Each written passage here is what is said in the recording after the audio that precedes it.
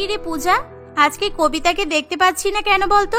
কবিতা কোথায়? তোরা কি কবিতাকে নিয়ে আসিসনি? তোদের বাড়ির পাশেই তো কবিতার বাড়ি, তোরা কিভাবে ওকে ফেলে রেখে চলে আসিস বলতো? পাপিয়া, তুই এত ধনী পরিবারের মেয়ে হওয়া সত্ত্বেও ওরকম গরিব ভিখারি মেয়েটার সঙ্গে কেন বন্ধুত্ব করলি বলতো? আচ্ছা, তোর বাবা শুনলে কি ভাববে বলতো? তুই কি জানিস ও কত গরিব? তোর বাবা যদি একবার জানতে পারে তাহলে তোকে কলেজে আর আসতেই দেবে না। এই তোরে চুপ কর একদম। সবসময় এই ধনী গরিব ভিখারি এসব কথা শুনতে আমার ভালো লাগে না। আচ্ছা, কবিতা গরিব তাতে কি হয়েছে? কবিতাও তো মানুষ।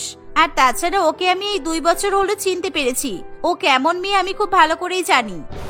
আচ্ছা, তাহলে আমরা যে তোর এতদিনের বান্ধবী, তুই আমাদেরকে চিনতে পারিস না কেন? কি রে নন্দিনী, তুই আবার কিছু বল। দেখতে পাচ্ছিস না পাপিয়া কেমন কথা বলছে? আমি আর কি বলবো, আমরা এত ধনী বান্ধবী থাকা সত্ত্বেও পাপিয়ার তো ওই গরিব ভিখারি বান্ধবীটাকেই পছন্দ। আর কবিতা ছাড়া তো এর দিনই চলে না, তাই তো পাপিয়া? ঠিক বললাম তো? দেখ, তোরা কিন্তু একদমই উল্টো পাল্টা ভাবছিস না। আমি তোদেরকে কিছুই বলতে চাই না, আর কিছু বোঝাতেও চাইছি না। তোরা যেমন আমার বান্ধবী, তেমন কবিতাও আমার খুব ভালো বান্ধবী। কবিতা সবসময় আমাকে সাহায্য করে, আর ও গরিব বলে তাতে আমার কিছুই যায় আসে না। পাপিয়া যখন তার বান্ধবীদের সঙ্গে এসব কথা বলছিল, তখনই সে হঠাৎ করে কবিতাকে দেখতে পায়। পাপিয়া তাড়াতাড়ি করে কবিতার কাছে ছুটে গিয়ে জিজ্ঞাসা করে, কি ব্যাপার কবিতা, আজকে তোর আসতে এত দেরি হলো কেন? আমি কখন থেকে তোর জন্য অপেক্ষা করছিলাম, আর আমি ওদেরকেও তোর কথাই জিজ্ঞাসা করছিলাম। না রে, আমার কিছুই হয়নি। আসলে তুই তো জানিস আমি হেঁটে হেঁটে কলেজে আসি। আসলে বাবার কাছে তো তেমন টাকা থাকে না, তাই আমাকে রোজ রাস্তা খরচের টাকাও দিতে পারে না, তাই হেঁটে হেঁটেই কলেজে আসতে হয় আমাকে। তোকে তো হেঁটে হেঁটেই আসতে হবে, তুই কি আর আমাদের মতো ধনী? তোর বাবার কাছে তো টাকা থাকে না, ভিখারি কোথাকার। আবার আমাদের মতো ধনীদের সঙ্গে বন্ধুত্ব পাতিয়েছে। পাপিয়া, দয়া করে তুই আমার সঙ্গে আর কথা বলিস না। তোর জন্য আমাকে কথা শুনতে হচ্ছে, আর আমার জন্য তোকেও তো অনেক কথা শুনতে হয়। তাই আমি ভাবছি এখন থেকে আর আমরা কথা বলবো না। দেখেছিস তো, তোর সঙ্গে কথা বললে এরা মনে করছি যে আমি তোর মতো ধনী মেয়েকে ফাঁসিয়েছি তোর কাছ থেকে টাকা পয়সা হাতানোর জন্য। কবিতা, তুই একদম ওসব কথাই কান দিবি না তো। আমি তোকে আমার বেস্ট ফ্রেন্ড বলে মনে করি, আর তুই সারা জীবন আমার কাছে বেস্ট ফ্রেন্ড হয়েই থাকবি। ছাড় এখন, বাদ দে ওসব কথা, চল ওদিকে চল। এই বলে পাপিয়া কবিতাকে নিয়ে ক্যান্টিনে চলে যায়। আমি জানি তুই আজকে কিছুই খেয়ে আসিস, তোর আর কিছু খেয়ে আসলেও এতটা হেঁটে হেঁটে আসার পর সবটাই হজম হয়ে গেছে। তুই কি খাবি বল, আমি তোর জন্য সেই খাবারটাই অর্ডার করে দিচ্ছি। তুই আমাকে এখানে খাবার খাওয়ার জন্য এনেছিস? আমি তো ভাবলাম হয়তো তোর কিছু কথা আছে। আর তাছাড়া আমি এখন কিছুই খাবো না রে, আমি তো বাড়ি থেকে খেয়েই এসেছি।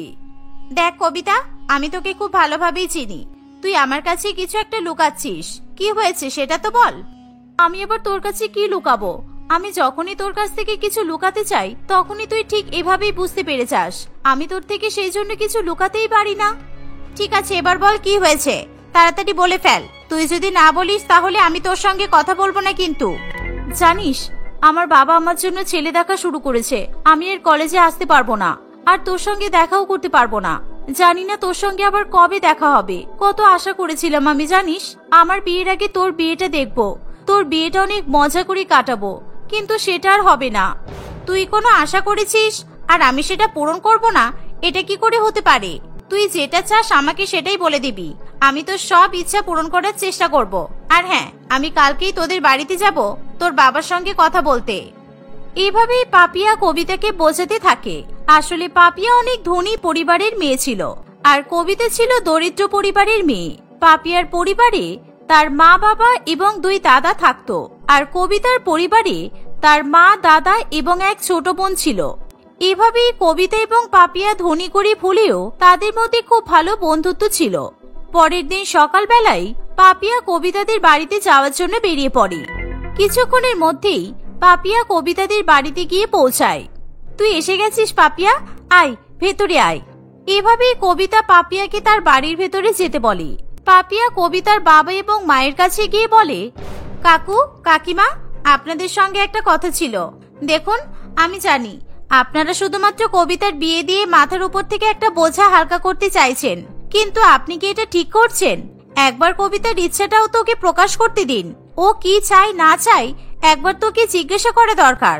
আপনারা ওকে না জিজ্ঞাসা করেই ওর বিয়ের সিদ্ধান্ত নিয়ে নিচ্ছেন। দেখো মা পাপিয়া, তুমি তো খুব ভালো করেই জানো কবিতার বাবার পরিস্থিতি আছে। আমার দাদারাই তো কবিতার জন্য সবকিছু করছে। ওর পড়াশোনার জন্য আমার দাদারাই টাকা পাঠাচ্ছে। কলেজে যখন ওকে ভর্তি করেছিলাম তখন আমার দাদারাই সব টাকা দিয়েছিল। ওর বাবা তো কিছুই করতে পারে না। আর এখন ভালো পাত্র পেয়েছি বলে আমার দাদা, কবিতার বাবা সবাই রাজি। পাত্রটা খুবই ভালো বলে আমরা কেউ দেরি করতে চাইছি না।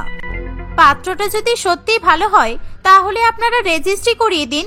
তারপর না হয় কবিতার পড়াশোনা শেষ হলে আপনারা সামাজিকভাবে বিয়ে দেওয়ার কথা ভাববেন।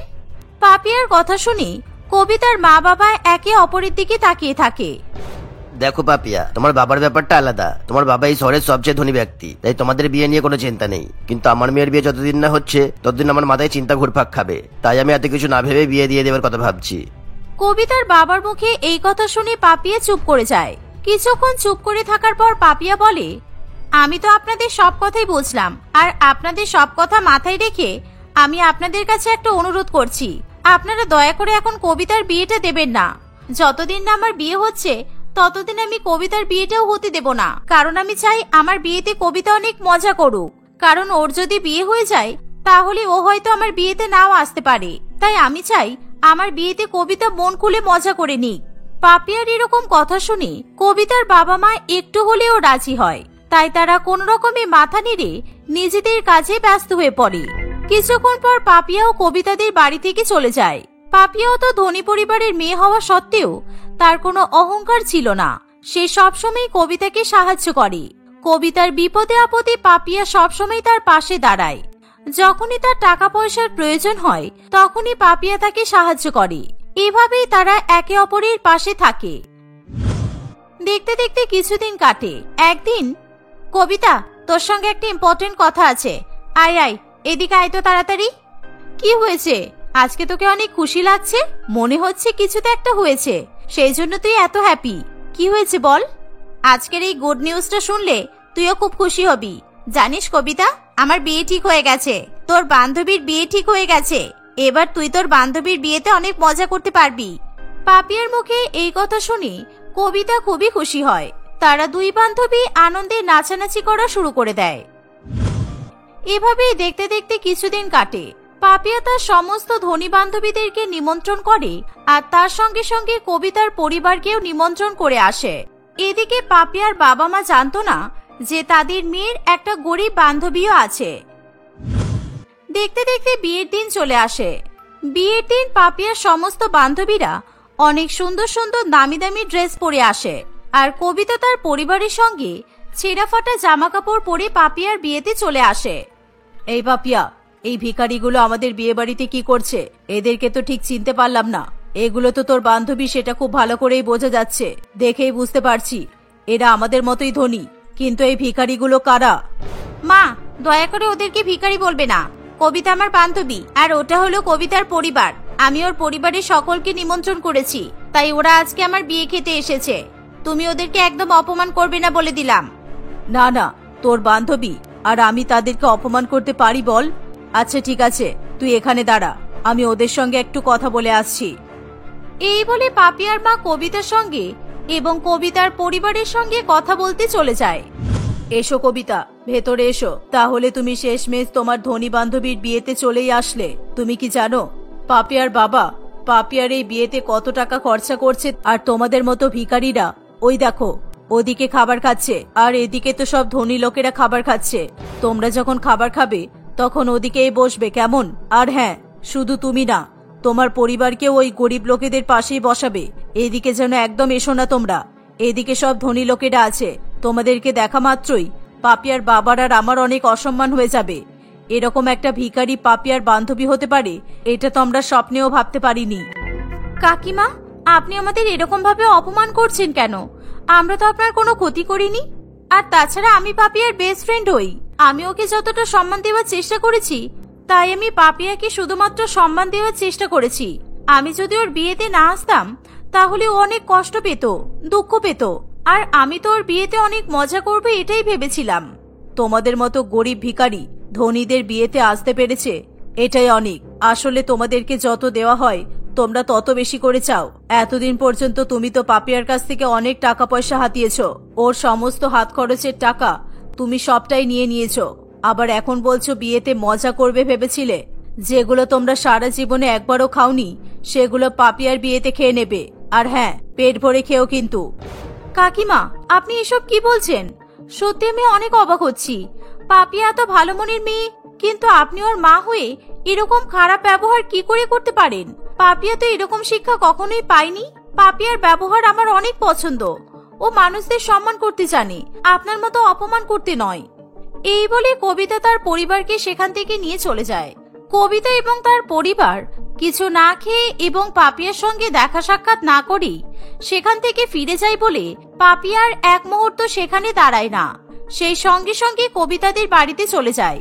এদিকে পাপিয়ার পেছন পেছন পাপিয়ার মা বাবাও কবিতাদের বাড়িতে গিয়ে পৌঁছায়। মা, পাপিয়া তুই কাকে বান্ধবী করেছিস? এরকম একটা গরিব ভিখারি মেয়েকে কেউ আর বন্ধু করে? তুই জানিস এই সমাজে আমার কত বড় নাম? আর তোর যদি এরকম গরিব বান্ধবী থাকে তাহলে তো তোকে আমার মেয়ে বলে কেউই মানবে না রে।